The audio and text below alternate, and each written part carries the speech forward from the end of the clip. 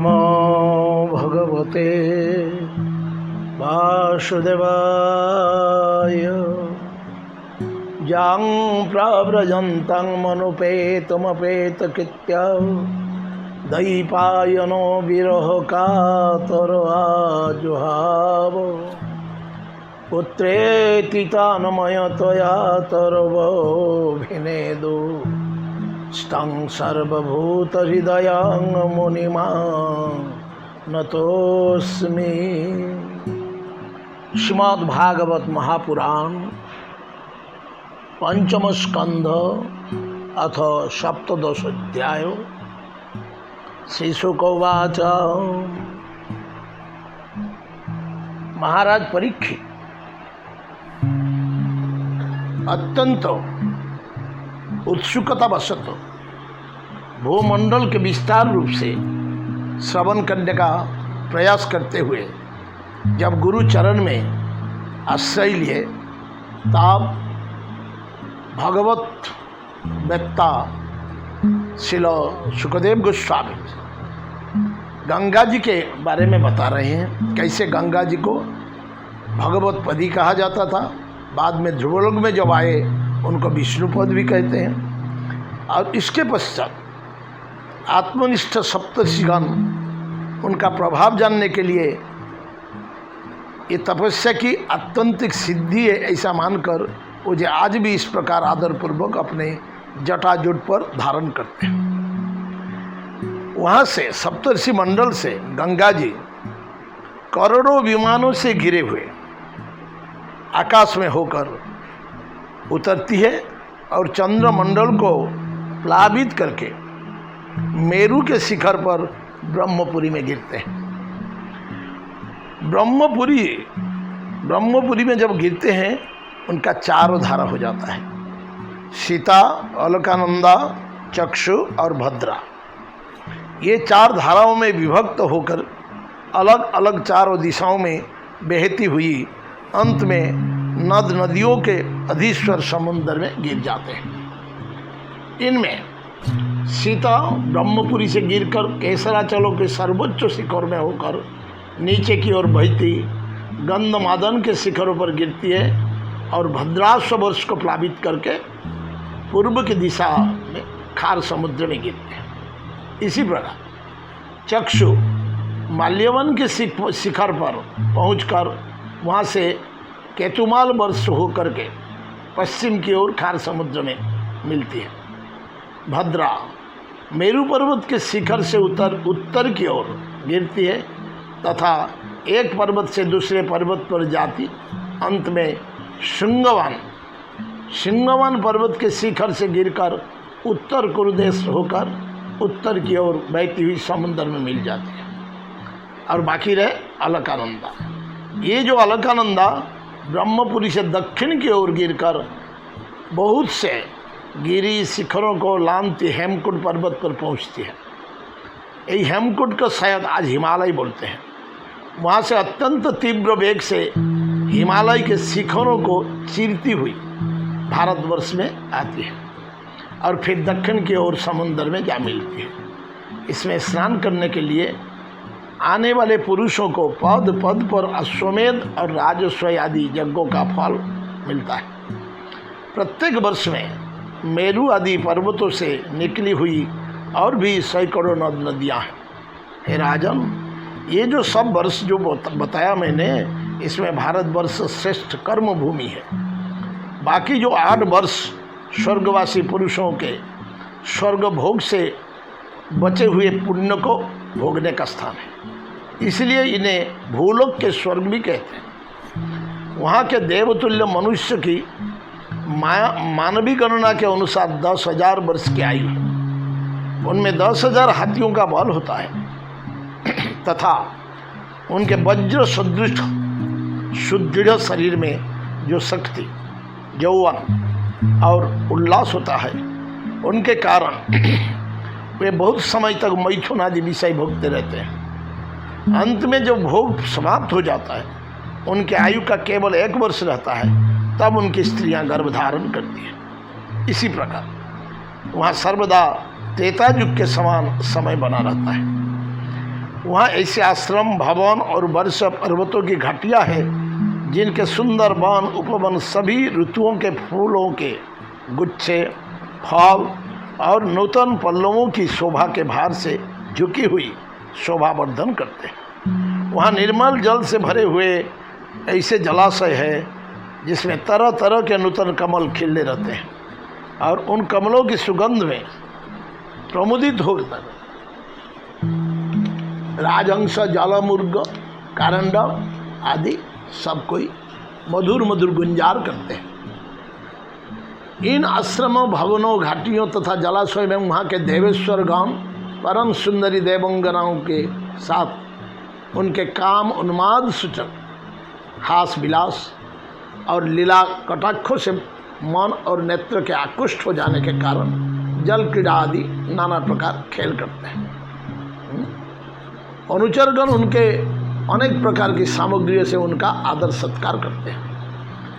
इस 9 वर्ष में परम पुरुष भगवान नारायण वहाँ के पुरुषों पर अनुग्रह करने के लिए इस समय भी अपने विभिन्न मूर्तियों से विराजमान रहते हैं।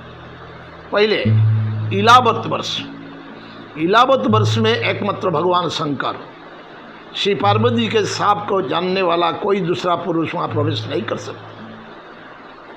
9वां स्कंद में हम इसके बारे में श्रवण करेंगे। वहाँ पार्वती एवं उनकी अरबों खरबों दासियों से सेवित भगवान शंकर परम पुरुष परमात्मा की वासुदेव, प्रद्युम्न, अनिरुद्ध और संकर्षण संगक चतुर्व्यूह मूर्ति में से अपनी कारण रूप संकर्षण नाम की तम प्रधान चौथी मूर्ति का ध्यान स्थित मनोमय विग्रह के रूप में चिंतन करते हैं और इसी प्रकार स्तुति करते हैं। ओम नमो भगवते महापुरुषाय सर्वगुण संख्यानाय अनंताय अव्यक्ताय नमः इति। हे प्रभु, हम लोग क्रोध के आवेग को नहीं जीत सके तथा हमारी दृष्टि तत्काल पाप से लिप्त हो जाती है। हे भजनीय प्रभु, आपके चरण कमल भक्तों का आश्रय देने वाले हैं तथा आप स्वयं संपूर्ण ऐश्वर्य की परम आश्रय है। इसी प्रकार स्तुति करते रहते हैं। और इस जगत की उत्पत्ति और प्रलय आपके ही रूप है, ऐसे आपको मैं बार बार नमस्कार करता रहूं। इसी प्रकार शिव जी संकर्षण भगवान का चतुर्व्यूह का प्रार्थना करते हैं। अब परीक्षित बाकी सब वर्षों का बारे में सुनो। पहले वर्ष है भद्राश्व वर्ष। भद्राश्व वर्ष धर्मपुत्र भद्रश्रवा और उनके मुख्य सेवक भगवान वासुदेव की हयग्रीव संगक धर्ममयी प्रिय मूर्ति को अत्यंत समाधि निष्ठा के द्वारा हृदय में स्थापित करके इस मंत्र का जप करते हुए स्तुति करते हैं। ओम नमो भगवते धर्माय आत्मविशोधनाय नमो इति। चित्त को विशुद्ध करने वाले ओंकार स्वरूप भगवान धर्म को मेरा नमस्कार है। हरिवर्ष खंड में भगवान नृसिंहदेव रहते हैं नृसिंह रूप से। उन्होंने ये रूप जिस कारण से धारण किया जाता है उसका आगे सप्तम स्कंद में हम वर्णन करेंगे। भगवान के उस प्रिय रूप की महाभागवत प्रहलाद जी उस वर्ष के अन्य पुरुषों के सहित निष्काम एवं अनन्य भक्ति भाव से उपासना करते हैं। प्रहलाद महाराज उनको स्तुति करते हैं ऐसे। ओम नमो भगवते नरसिंहाय नामस्तेजस्तेजसे आविराविर्भव वज्रनख वज्रदंष्ट कर्म शयन रंधय तमो ग्रस ओम स्वाहा अभयम आत्मनि भूयिष्ठा ओम क्षौम। प्रहलाद महाराज। हे नाथ, विश्व का कल्याण हो, दुष्ट की बुद्धि शुद्ध हो, सब प्राणियों में परस्पर सद्भावना हो, सभी एक दूसरे का हित चिंतन करें, हमारा मन शुभ मार्ग में प्रवृत्त हो और हम सबकी बुद्धि निष्काम भाव से भगवान श्रीहरि में प्रवेश करें। इसी प्रकार प्रहलाद महाराज स्तुति करते रहते हैं। उसके बाद केतुमाल वर्ष, केतुमाल वर्ष में लक्ष्मी जी का तथा संवत्सर नामक प्रजापति के पुत्र और पुत्रियों का प्रिय करने के लिए भगवान कामदेव रूप से निवास करते हैं। तो कामदेव का जो निवास करते हैं उन रात्रि की अभिमानी देवता रूप कन्याओं और दिवस अभिमानी देवता रूप पुत्री को संख्या मनुष्य की 100 वर्ष की आयु के दिन और रात के बराबर अर्थात 36 हजार वर्ष, और वही इस वर्ष के अधिपति हैं। ये कन्याएं महापुरुष श्री नारायण के श्रेष्ठ अस्त्र सुदर्शन चक्र के तेज से डर जाती हैं। वहाँ श्री लक्ष्मी जी परम समाधि योग के द्वारा भगवान के उस मायामय स्वरूप की रात्रि के समय प्रजापति संवत्सर की कन्याओं सहित और दिन में उनके पतियों के सहित आराधना और इस मंत्र का जाप करती है। ओम ह्रांग ह्रीं ह्रूं ओम नमो भगवते ऋषिकेशाय सर्वगुण विशेषैर विलक्षितात्मने आकुतीनां चित्तिनां चेतसां विशेषणां चाधिपतये षोडशकलाय छंदमयाय अन्नमयाय अमृतमयाय सर्वमयाय सहसे ओजसे बलाय कांताय कामाय नमस्ते उभयत्र भूयात्। अभी रम्यक वर्ष में भगवान ने वहाँ के अधिपति मनु को पूर्व काल में अपना परम प्रिय मत्स्य रूप दिखाया था। मनु जी इस समय भी भगवान के उसी रूप की बड़े भक्ति भाव से उपासना करते हैं और इस मंत्र का जप करते हुए स्तुति करते हैं। रम्यक वर्ष में ओम नमो भगवते मुख्यतमाय नमो सत्ताय प्राण औजसे सहसे बलाय महामत्स्याय नमो इति। तत्पश्चात हिरण्मय वर्ष, हिरण्मय वर्ष में भगवान कच्छप रूप धारण करके रहते हैं। वहाँ के निवासियों के सहित पितृराज अर्यमा भगवान की उस प्रियतम मूर्ति की उपासना करते हैं और इस मंत्र को निरंतर जपते हुए स्तुति करते हैं। जो ओम नमो भगवते अकुपाराय सर्वसत्वगुण विशेषणाय अनुपलक्षित स्थानाय नमो वर्ष्मणे नमो भूमने नमो नमो अवस्थानाय नमस्ते। अब उत्तर कुरु वर्ष, उत्तर कुरु वर्ष में भगवान यज्ञ पुरुष वराह मूर्ति धारण करके विराजमान है। वहाँ के निवासियों के सहित साक्षात पृथ्वी देवी उनकी अविचल भक्ति भाव से उपासना करती और इस परम उत्कृष्ट मंत्र का जप करती हुई स्तुति करती है। कौन सा? ओम नमो भगवते मंत्र तत्वलिंगाय यज्ञ क्रतवे महाध्वरावयवाय महापुरुषाय नमः कर्म शुक्लाय त्रियुगाय नमस्ते। इसी प्रकार हे राजन, ऋत्विजगण जिस प्रकार अरणि रूप काष्ठखंडों में छिपी हुई अग्नि को मंथन द्वारा प्रकट करते हैं, उसी प्रकार कर्म आसक्ति एवं कर्मफल की कामना से छिपे हुए जिनका रूप को देखने की इच्छा से परम प्रवीण पंडित जन अपने विवेक युक्त मन रूप मंथन कष्ट से शरीर एवं इंद्रियादि को बीलो डालते हैं। इस प्रकार मंथन करने पर अपने स्वरूप को प्रकट करने वाले आपको नमस्कार है। हे राजन, ये लोग ऐसे प्रार्थना करते हैं, आप जगत के कारणभूत आदि सुकर है। जिस प्रकार एक हाथी दूसरे हाथी को पछाड़ देता है, उसी प्रकार गजराज के समान क्रीड़ा करते हुए आप युद्ध में अपना प्रतिद्वंदी हिरण्यक दैत्य को दलित करके मुझे अपनी दाढ़ों की नोक पर रखकर रसातल से प्रलय पयोधि के बाहर निकले थे। मैं आप सर्वशक्तिमान प्रभु को बार बार नमस्कार करती हूँ। ये जो पृथ्वी देवी इसी प्रकार बरादेव के स्तुति करते हैं। अब किम पुरुष वर्ष, किम पुरुष वर्ष में श्री लक्ष्मण जी बड़े भाई आदि पुरुष सीता हृदयाभिराम भगवान श्री राम के चरणों की सन्निधि के रसिक परम भागवत श्री हनुमान जी अन्य किन्नरों के सहित अविचल भक्ति भाव से उनका उपासना करते हैं और बोलते हैं ओम नमो भगवते उत्तम श्लोकाय नमो आर्यलक्षण शीलव्रताय नमः उपशिक्षितात्मन उपासितो लोकाय नमः साधुवादनिकेशनाय नमो ब्रह्मण्य देवाय महापुरुषाय महाराजाय नमो इति। हम ओंकार स्वरूप पवित्र कीर्ति भगवान श्री राम को नमस्कार करते हैं। आप में सत्पुरुषों के लक्षण, शील और आचरण विद्यमान है। आप बड़े ही संयत चित्त, लोक आराधना तत्पर, साधुता की परीक्षा के लिए कसौटी के समान और अत्यंत ब्राह्मण भक्त है। ऐसे महापुरुष महाराज राम को हमारा पुनः पुनः प्रणाम है। अंतिम में भारतवर्ष में भी भगवान दया परवश नर नारायण रूप धारण करके संयमशील पुरुषों पर अनुग्रह करने के लिए अव्यक्त रूप से कल्प के अंत तक तप करते रहते हैं।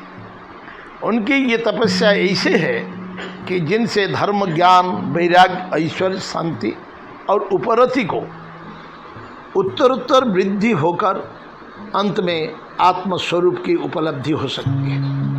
वहाँ भगवान नारद जी स्वयं श्री भगवान के ही कहे हुए सांख्य और योग शास्त्र के सहित भगवान महिमा को प्रकट करने वाले पांचरत्न दर्शन का साबरनी मुनि को उपदेश करने के लिए भारतवर्ष की वर्णाश्रम धर्मावलंबिनी प्रजा के सहित अत्यंत भक्तिभाव से भगवान श्री नरनारायण की उपासना करते और इस मंत्र का जाप तथा स्तोत्र को गाकर उनकी स्तुति करते हैं। यथा ओम नमो भगवते उपशमशीलाय उपरतानात्माय नमो अकिंचन वित्ताय ऋषिरीषभाय नर नारायणाय परमहंस परमगुरवे आत्मा रामाधिपतये नमो नमो इति। हे ओंकार स्वरूप, अहंकार से रहित, निर्धन के धाम, शांत स्वभाव, ऋषि प्रवर भगवान नरनारायण को नमस्कार है। वे परमहंस के परम गुरु और आत्मा राम के अधीश्वर है। उन्हें बार बार नमस्कार है। हे राजन, इस भारतवर्ष में भी बहुत से पर्वत और नदियां हैं, जैसे मलय, मंगल, प्रस्थ, मैनाक, त्रिकुट, ऋषभ, कुटक, कोलकक, सैया, देवगिरी, ऋष्यमुख, श्रीशैल, वेंकट, महेंद्र, बारीधार, विंध्य, शुक्तिमान, ऋक्षगिरी, परियत्र, द्रोण, चित्रकूट, गोवर्धन, रैवतक, ककुभ, नील, गोकामुख, इंद्रकिला और कामगिरी आदि। इसी प्रकार और भी सैकड़ों हजारों पर्वत हैं। उनके तट प्रांतों से निकलने वाले नद और नदियाँ भी अगणित हैं। ये नदियाँ अपने नामों से ही जीव को पवित्र कर देती है और भारतीय प्रजा इन्हीं के जाल में स्नान आदि करते हैं।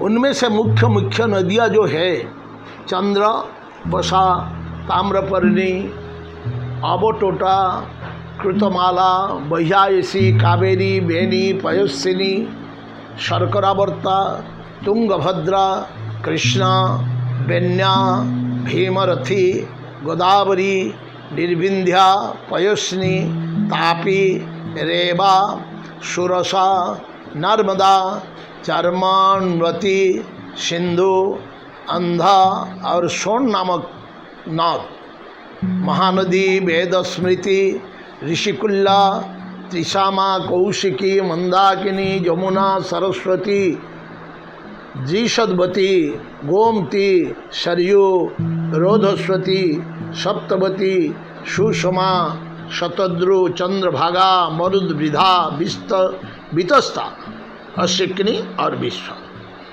इसी वर्ष में जन्म लेने वाले पुरुषों को ही अपने किए हुए सत्य, राजस और तामस कर्मों के अनुसार क्रमशः नाना प्रकार के दिव्य, मानुष और नारक की जोनियाँ प्राप्त होती है। हे राजन, ये देवता भी भारतवर्ष में उत्पन्न हुए मनुष्य की इस प्रकार महिमा गाते हैं। अहो, जिन जीवों ने भारतवर्ष में भगवान की सेवा के योग्य मनुष्य जन्म प्राप्त किया, उन्होंने ऐसा क्या पुण्य किया है, अथवा इन पर स्वयं श्रीहरि इतने प्रसन्न कैसे हो गए। इस परम सौभाग्य के लिए तो निरंतर हम भी तरसते रहते हैं। एक बार सोचो, देवता लोग जो तरसते हैं मनुष्य जन्म भारतवर्ष में पाने के लिए, इस ब्रह्मलोक आदि की अपेक्षा भी भारत भूमि में थोड़ी आयु वाले होकर जन्म लेना अच्छा है। क्यों ना यहाँ धीर पुरुष एक क्षण में ही अपने इस मर्त्य शरीर से किए हुए संपूर्ण कर्म श्री भगवान को अर्पण करके उनका अभय पद प्राप्त कर लेते हैं। जहाँ भागवत कथा की अमृतमयी सरिता नहीं बहती, जहाँ उसके उद्गम स्थान भगवत भक्त साधुजन निवास नहीं करते हैं, और जहाँ नृत्य गीता आदि के साथ बड़े समारोह से भगवान यज्ञ पुरुषों की पूजा अर्चना नहीं होती, वो चाहे ब्रह्मलोक भी क्यों न हो, उसका सेवन नहीं करना चाहिए। अहो, ये भारतवासियों का कैसा सौभाग्य है। जब ये यज्ञ में भिन्न भिन्न देवताओं के उद्देश्य से अलग अलग भाग रखकर विधि, मंत्र और द्रव्य आदि के योग से श्रद्धापूर्वक उन्हें हवि प्रदान करते हैं, तब इस प्रकार इंद्र आदि भिन्न भिन्न नामों से पुकारे जाने पर संपूर्ण कामनाओं के पूर्ण करने वाले स्वयं पूर्ण काम श्रीहरि प्रसन्न होकर उस हवि को ग्रहण करते हैं। हे राजन, राजा सगर के पुत्रों ने अपने यज्ञ के घोड़े को ढूंढते हुए इस पृथ्वी को चारों ओर से खोदा था। उसमें जम्बूद्वीप के अंतर्गत ही 8 उपद्वीप और बन गए, ऐसा कुछ लोगों का कथन है। वे स्वर्णप्रस्थ, चंद्रशुक्ल, आवर्तन, रमणक, मंदहरिण, पांचजन्य, सिंहल और लंका है। हे भरत श्रेष्ठ, इसी प्रकार जैसे मैं गुरु मुख से सुना था, ठीक वैसा ही तुम्हें ये जम्बूद्वीप के वर्षों का विभाग सुना दिया। अब बाकी जो 6 द्वीपों का जो वर्णन अगले काल मैं आपको सुनाऊंगा। ग्रंथराज श्रीमद्भागवतम की जय। श्रील सुखदेव गोस्वामी महाराज की जय। परीक्षित महाराज की जय। जय।